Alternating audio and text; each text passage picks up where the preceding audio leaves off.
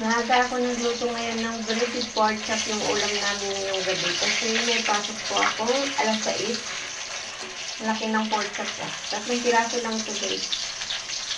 Kasi ilan lang kami kakain, hindi na naman maubos. Kaya...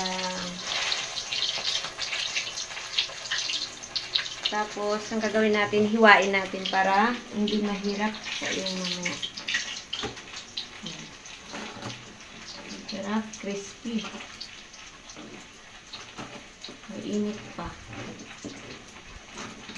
Pero sila mamaya pa yung kakain.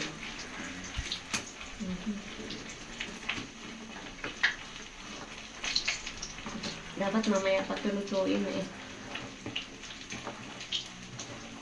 Kaso lang alas 6 may pasok na ako. Kaya nagluto na ako ng maaga. Huwag na.